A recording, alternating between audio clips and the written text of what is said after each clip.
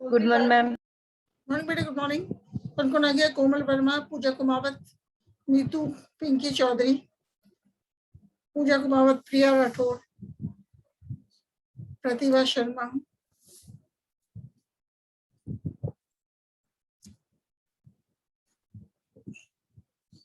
Good morning ma'am. Morning बेटे, good morning. Good morning all of you. Good morning. Good morning ma'am. Good morning बेटे, good morning. Good morning.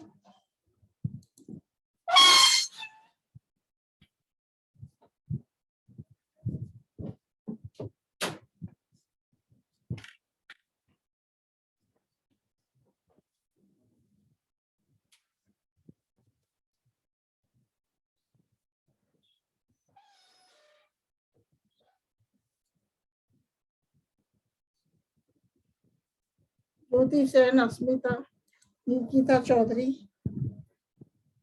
Anupriya,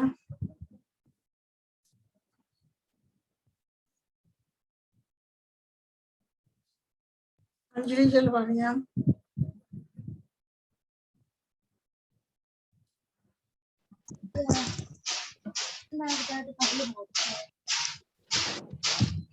good morning ma'am.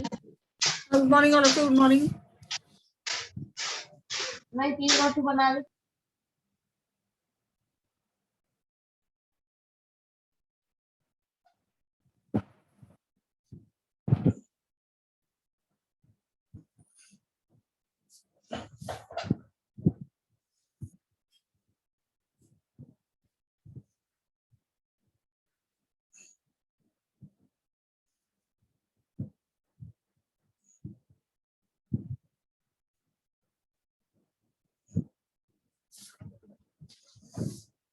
Sunita Chaudhary, Sunita Chaudhary, अस्मिता,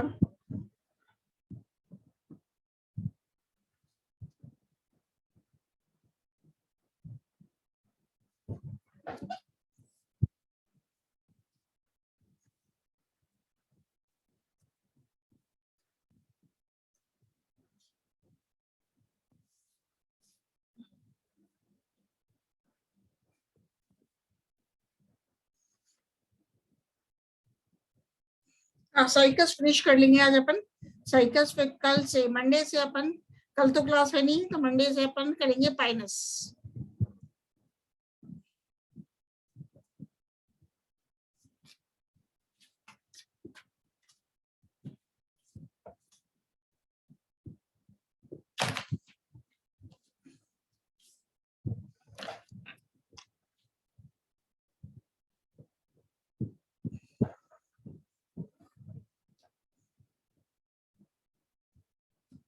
आज अपन करने जा रहे हैं कि Pinus cycas में स्थिर धानी का विकास कैसे होता है। How the development of archegonium occurs in cycas. तो साइकस में स्थिर धानी के विकास के लिए मैं एक स्लाइड आपके साथ शेयर कर रही हूँ, इसमें की डायग्राम्स भी आप प्रॉपर्ली देख पाओगे। ठीक है, इसको एनलार्ज कर लेते हैं अभी।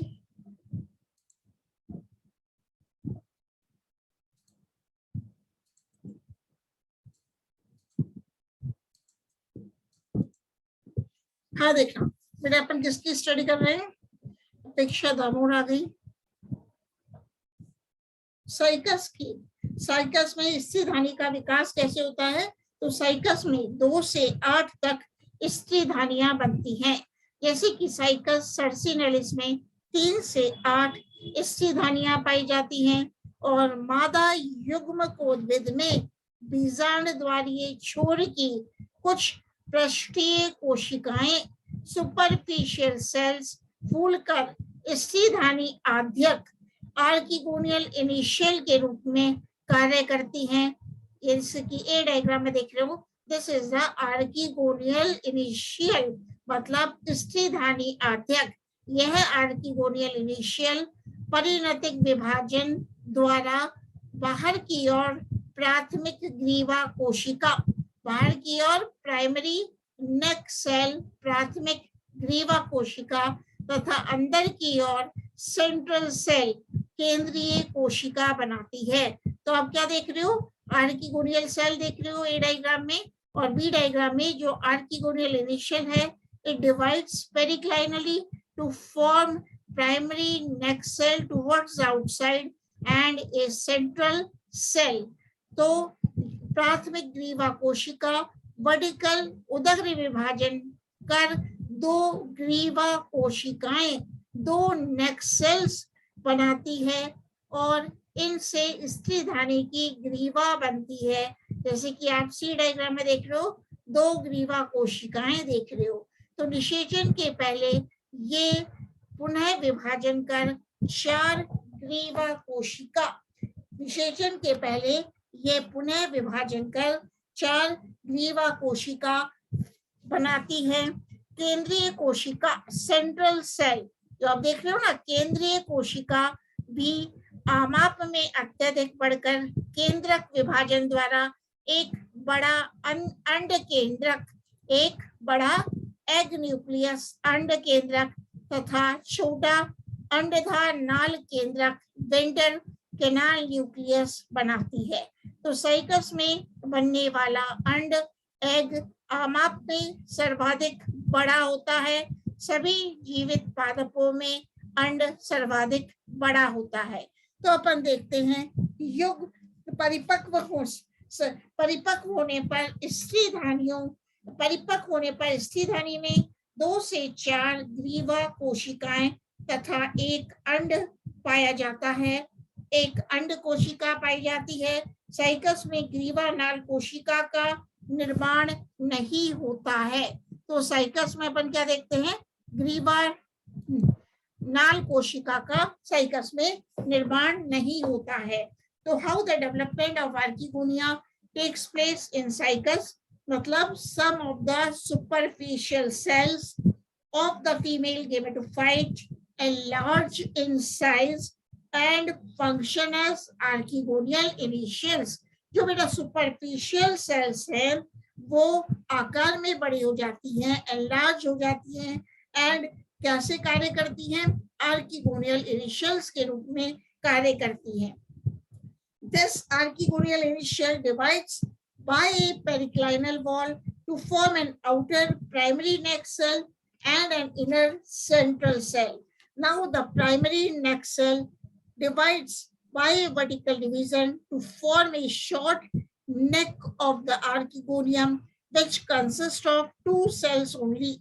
There are no neck canal cells, or we can say neck canal cells are absent in the archegonium of Cycas. The central cell increases in size and undergoes one asymmetrical division to form a small ventral canal cell and a large axil or the oosphere. देखो diagram फिर से share करती हूँ, ये वाला the central cell क्या बता रही हूँ, it increases in size and undergoes an asymmetrical division to form a small ventral canal cell and a large axil or the oosphere. The ventral canal cell soon disorganizes and the egg or the oosphere enlarges and it is nourished by the adjacent prothelial cells. Prothelial cells through pits developed in the oosphere wall.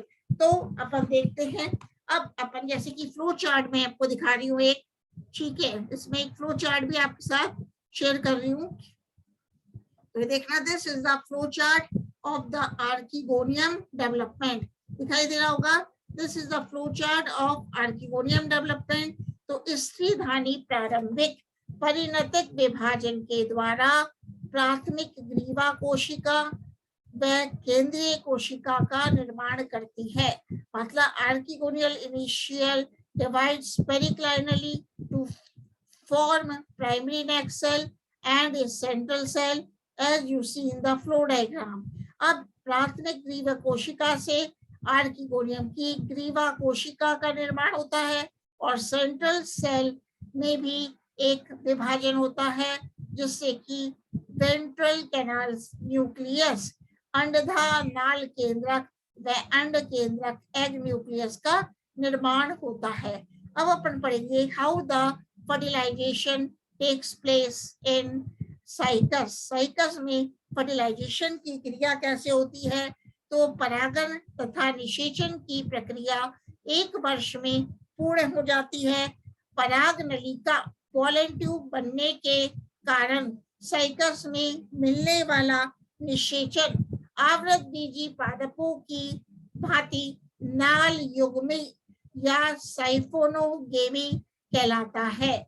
Means इसमें जो निषेचन कहलाता है, cycas में किस तरह का निषेचन मिलता है? तो फर्टिलाइजेशन इज द फर्टिलाइजेशन कैसा कहलाता है?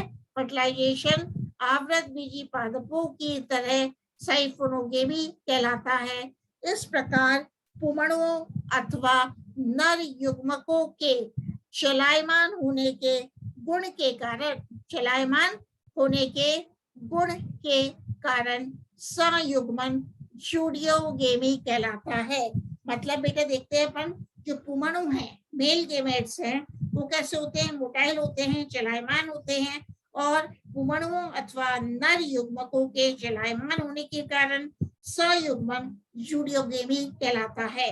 तो पराग नलिका पॉलन ट्यूब बीजांडकाय ऊतक को चीरकर स्त्रीधानी प्रकोष्ठ आर्किगोनियल चैम्बर तक पहुंच जाती है और परासरणी दाब ऑस्मोटिक प्रेशर के बढ़ने के कारण पराग नलिका फट जाती है। मतलब चूंकि ऑस्मोटिक प्रेशर बढ़ जाता है पॉलन ट्यूब में, इसलिए पराग नलिका पॉलन ट्यूब बर्स्ट हो जाती है, फट जाती है, तथा पॉलन ट्यूब के फटने से नर युग्मक मेल गेमेट्स स्त्रीधानी की ग्रीवा के संपर्क में आते ही तेज गति से अंदर की ओर स्त्रीधानी में खींच लिए जाते हैं।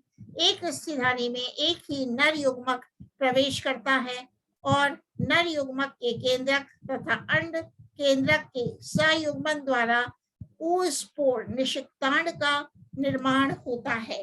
तो how the fertilisation occurs in cycles means during fertilization the end of the pollen tube containing the sperms and the tube nucleus grow downwards, piercing the tissue of the pollen chamber, which is gradually digested and disorganizes.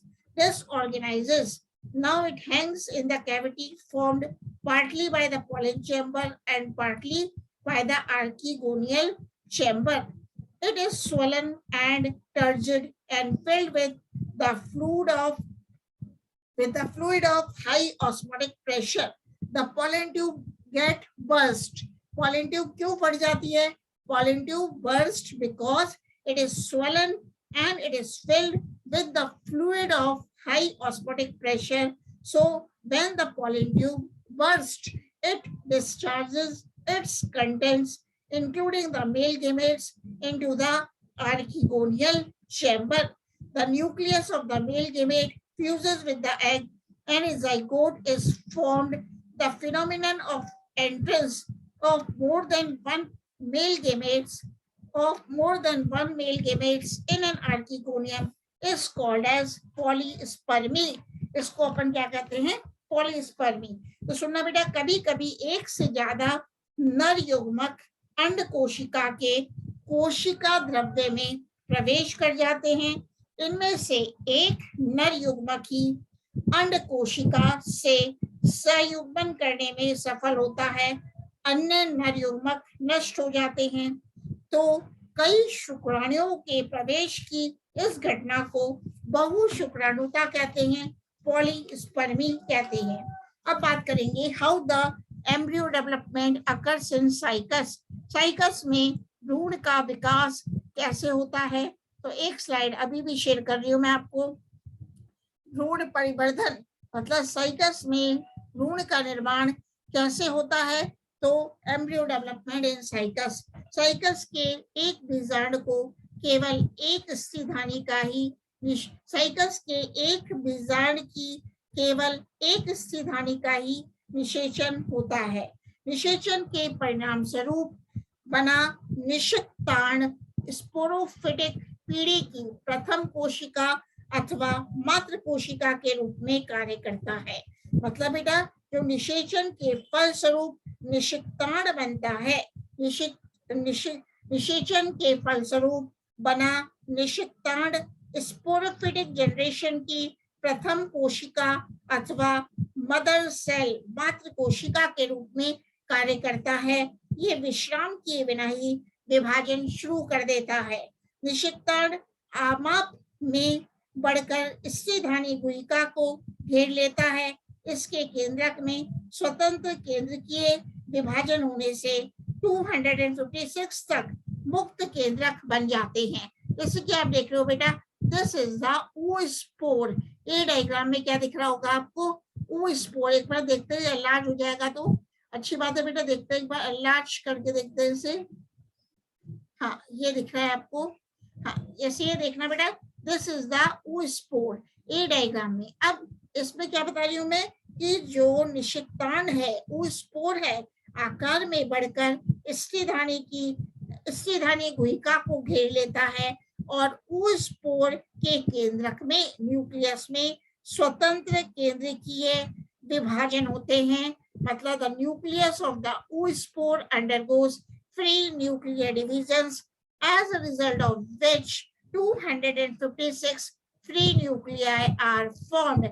जैसे कि आप C diagram में देख रहे हो, 256 तक मुक्त केंद्रक बनते हैं। ये केंद्रक परिधि में स्थित हो जाते हैं तथा केंद्र में एक बड़ी गुहिका बन जाती है। मतलब as you see in the C diagram, a central vacuole develops in the center and these free nuclei, which are 256 in number, get shifted towards the periphery।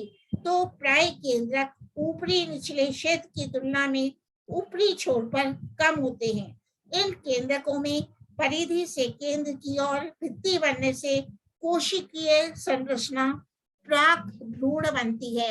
ये जो डायग्राम दिखाया है ये है सेल्यूलर प्रोएम्ब्रियो। सेल्यूलर प्रोएम्ब्रियो जैसे कि डायग्राम डी में देख रहे हैं। तो प्राक भ्रूण 3 क्षेत्रों में बटा होता है। कौन कौन से 3 क्षेत्र हैं बेटा? एक तो है चूष्कांग क्षेत्र, ये देखो हॉस्टोरियल रीजन, घुमा रही हूँ, हॉस्टोरियल रीजन।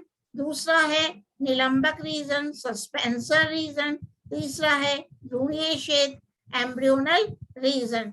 ठीक है, तो प्राक भ्रूण मतलब प्रो एम्ब्रियो 3 क्षेत्रों में बटा होता है। चूष्कांग क्षेत्र, हॉस्टोरियल रीजन बीजांड द्वार की ओर स्थित भाग है। दूसरा है निलंबक क्षेत्र, सस्पेंसर रीजन, मध्य का भाग निलंबक बनाता है जो अत्यधिक लंबी व कुंडलित संरचनाएं, आप देख रहे हो ये अत्यधिक लंबी व कुंडलित संरचना है। ये अत्यधिक लंबी व कुंडलित संरचना है, कॉइल्ड स्ट्रक्चर है। निलंबक भ्रूण को भ्रूणपोष में धकेलता है ताकि वह पोषण प्राप्त कर सके। अब बात करते हैं भ्रूणीय क्षेत्र, एम्ब्रियोनल रीजन की। तो यह निलंबक के शीर्ष पर स्थिर रहता है जिससे भ्रूण का प्रमुख भाग बनता है। करीब 1 वर्ष की अवधि में भ्रूण का निर्माण होता है। कुछ समय बाद इसके शीर्ष के केंद्रीय भाग की वृद्धि रुक जाती है जबकि दोनों उपांत तेज गति से वृद्धि करते हैं, जिसके परिणाम स्वरूप 2 असमान बीजपत्र बनते हैं। दोनों बीजपत्रों के मध्य स्थित केंद्रीय खांच में प्रांकुर बनता है। प्रांकुर बनता है, ठीक है। तो प्रांकुर बनने से, जबकि मूलांकुर प्रांकुर के विकास के काफी समय बाद स्तंभ शीर्ष से थोड़ा ऊपर विकसित होता है। तो मूलांकुर तथा स्तंभ शीर्ष के मध्य का भाग हाइपोकोटाइल कहलाता है, बीज पत्राधार कहलाता है। भ्रूण के मूलांकुर के ऊपर एक पैड जैसी कठोर संरचना उपस्थित रहती है जिसे कोलियोटाइल कहते हैं। ये मूलांकुर की रक्षा करते हैं। तो अपन देखते हैं साइकस में 1 से अधिक भ्रूण बन सकते हैं, परंतु इनमें से एक ही भ्रूण बीज निर्माण करता है। तो अपन ये देखेंगे अभी साइकस में बीज का अनुदैर्ध्य काट। उससे पहले इन इंग्लिश मैं थोड़ा सा बता देती हूँ आप लोगों को कि how the embryo development takes place in cycas. मतलब the egg, the fertilized egg increases in size and it functions as the mother cell of the sporophytic phase. Now it occupies almost the whole cavity of the archegonium. So now the fertilized egg or the oospore divides by free nuclear divisions, and as a result of which numerous nuclei, around 256 free nuclei are produced. There is central vacuole appears and the nuclei are pushed to the periphery, and the cells of the now the proembryo, we will talk about the proembryo. When the nuclei are pushed to the periphery, the nuclei in the basal region are more compactly arranged in the upper region. The cell ball formation starts in the basal region and extends to the upper region. So the cellular structure formed is called proembryo. तो क्या याद रखोगे? The cellular structure which is formed is called as proembryo, and the proembryo is differentiated into three regions: the uppermost hostodial region, the middle suspensor region, and the third is the basal embryonal region. Basal embryonal region. अब last आपका आता है cycas में बीज की संरचना कैसी होती है। साइकस में ये आपको बीज का डायग्राम दिखा है। तो निषेचन के बाद ओव्यूल, निषेचन के बाद बीजांड बीज के रूप में बदल जाता है। बीजांड में उपस्थित आंतरिक मांसल परत तथा बीजांड काय का अधिकांश भाग पोषण में काम आ जाता है। अतः ये दोनों भाग बीज में पतली परत के रूप में उपस्थित रहते हैं। परिपक्व बीज भूरा लाल अथवा नारंगी लाल नारंगी रंग का होता है। परिपक्व बीज mature seed in cycas is brown red और ऑरेंज कलर्ड। यह मांसल, जो परिपक्व बीज मांसल बाह्य बीजचोल टेस्टा से ढका रहता है। ये देख लो बेटा आप, टेस्टा से ये बीज ढका रहता है और बीज पर स्थित आवरण तीन परतों का बना होता है। बाहरी रंगीन मांसल परत, ये देख रहे हो आप, outer fleshy layer, this is the outer fleshy layer. मध्य की कठोर परत मिडिल स्टोनी लेयर, ये जो ब्लैक से दिख रही है मिडिल स्टोनी लेयर। अंदर की पतली झिल्लीनुमा परत, अंदर की पतली झिल्लीनुमा परत। Inner thin layer, inner thin layer which is membranous। तो बाह्य बीजचोल को टेस्टा, बाह्य बीजचोल स्वाद में मीठा तथा सुगंधित होता है। अतः इस गुण के कारण पशु पक्षी इसकी ओर आकर्षित होते हैं। इस गुण के कारण पशु पक्षी इसकी ओर आकर्षित होते हैं। अतः बीज का डिस्पर्सल पशु व पक्षियों के द्वारा होता है। बीजांडकाय तथा भ्रूणपोष अथवा स्त्री युग्म कोद्भिद रह जाते हैं जिनके अंदर भ्रूण स्थित होता है। लास्ट है germination of seed in cycas. Germination of seed in cycas के बारे में बात करते हैं। तो अंकुरन के पहले साइकस को विश्राम की जरूरत नहीं होती है। बीजांड द्वार के जल अवशोषण करते ही बीजचोल फट जाता है। मूलांकुर से प्राथमिक मूल तथा प्रांकुर से प्ररोह बनता है। बीज पत्र कोटिलीडन जमीन के अंदर ही रह जाते हैं। अतः ऐसा बीज का अंकुरन अधोभूमिक हाइपोजियल बीज अंकुरन कहलाता है। तो बीज पत्राधार से पार्श्व मूल बनती है जो बाद में ऋणात्मक गुरुत्वानुवर्ती होकर प्रवाल मूल कोरेलॉइड रूट का निर्माण करती हैं। तो बीज पत्र चूषकांग जैसे, बीज पत्र हॉस्टोडिया चूषकांग जैसा कार्य करते हैं। ये सीडलिंग के पोषण का कार्य करते हैं। प्रांकुर का कार्य पत्ती युक्त प्ररोह बनाना है। यह क्रिया कई सप्ताह में पूर्ण होती है। और शुरू में पर्ण कुंडलित होती है तथा बाद में पत्तियों का मुकुट बनाती है। तो लास्ट एक स्क्रीन शेयर करती हूँ मैं, इसमें आपके साथ क्या देखेंगे आप, economic importance of cycas. Cycas का आर्थिक महत्व क्या है, साइकस का आर्थिक महत्व क्या है। तो साइकस की विभिन्न जातियों का आर्थिक महत्व निम्न प्रकार से है, जैसे कि साइकस रिवोल्यूटा। साइकस रिवोल्यूटा यह है सेगोपाम के नाम से प्रसिद्ध है, जिससे साबूदाना प्राप्त होता है। साइकस रिवोल्यूटा से साबूदाना प्राप्त होता है। इसके पौधे स्टार्च के उत्तम स्रोत हैं और इसके वलकुट व मज्जा में स्टार्च ग्रेन्स प्रचुर मात्रा में पाए जाते हैं। यह सागू बनाता है, यह सागू बनाता है। तो क्या क्या रखोगे, साइकस रिवोल्यूटा, जिससे साबूदाना प्राप्त होता है, इसे सागो पाम भी कहते हैं। 1 मीटर लंबे तने से 2 किलोमीटर, 1 मीटर लंबे तने से 2 किलो की मात्रा में सागू बनता है। 2 किलो की मात्रा में सागू बनता है। ठीक है। सबसे पहले तने द्वारा काटी गई छाल के पतले टुकड़े कर लेते हैं, बाद में इन्हें सुखाकर पीस लिया जाता है। पीसने के बाद इस पाउडर को पानी में गाढ़ा घोल बनाकर कुछ समय तक छोड़ दिया जाता है। स्टार्च कण नीचे की ओर बैठ जाते हैं, जिसे लकड़ी के तख्तों में दबाकर गोल साबूदाने का निर्माण किया जाता है। और यह साइकस रिवोल्यूटा क्या करें, यह साइकस रिवोल्यूटा उद्यानों में शोभाकारी पादप के रूप में भी उगाया जाता है। साइकस रिवोल्यूटा की पत्तियां झाड़ू, सिर की बड़ी टोपी, रस्से तथा टोकरी बनाने के काम आती है। तो दक्षिण मलाबार में साइकस रिवोल्यूटा के बीज का पाउडर इंदुम कहलाता है। इंदुम कहलाता है, जिससे लस्सी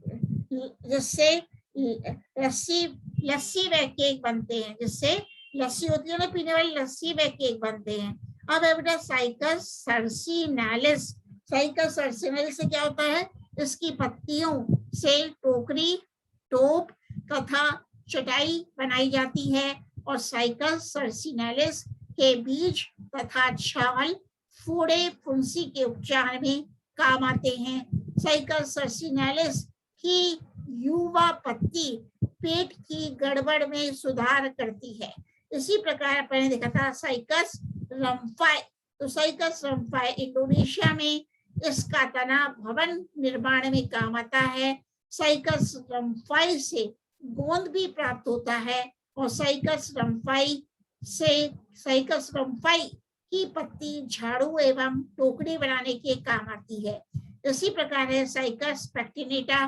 तो साइकस पैक्टिनेटा की पिसी छाल बाल धोने के काम आती है। आसाम में साइकस पैक्टिनेटा के युवा प्रढ़ो यंग स्टेम को खाने में काम लेते हैं। अब बात करते हैं affinities of cycas with ferns. Cycas की बंधुता, साइकस की फर्ण से बंधुता। Affinity of cycas with ferns. तो निम्न गुणों के आधार पर साइकस फर्ण से समानता दर्शाता है। पहला है बेटा युवा पर्ण का कुंडलित होना। दूसरा है पर्ण की बड़ी संयुक्त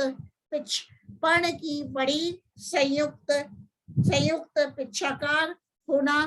तने का प्रारंभिक अवस्था में भूमिगत होना और फर्ण की तरह तने का स्थायी पर्ण आधारों से ढका होना।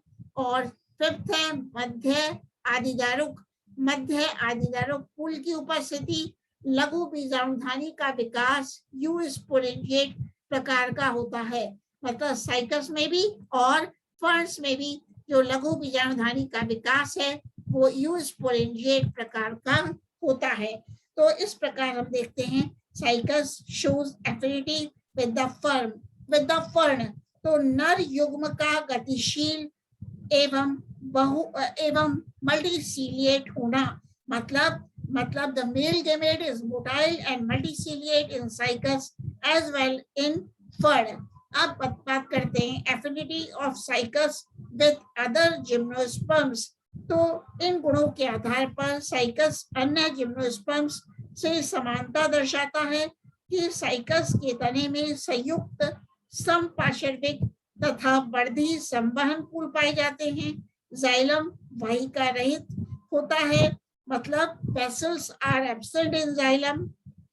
और फ्लोएम में कंपेनियन सेल्स सह कोशिका अनुपस्थित होती हैं। Companion cells are absent in phloem. पराग नली का निर्माण होना, the pollen tube formation occurs. ग्रीवा नाल कोशिका का अनुपस्थित होना। निषेचन पूर्व भ्रूण कोश बनना, जो एंडोस्पर्म है वो निषेचन से पहले बनता है। प्राक भ्रूण व निलंबक का निर्माण होना और बीज की आंतरिक संरचना में समानता दर्शाना। अब ये हो गया साइकस आपका कंप्लीट। Cycas complete.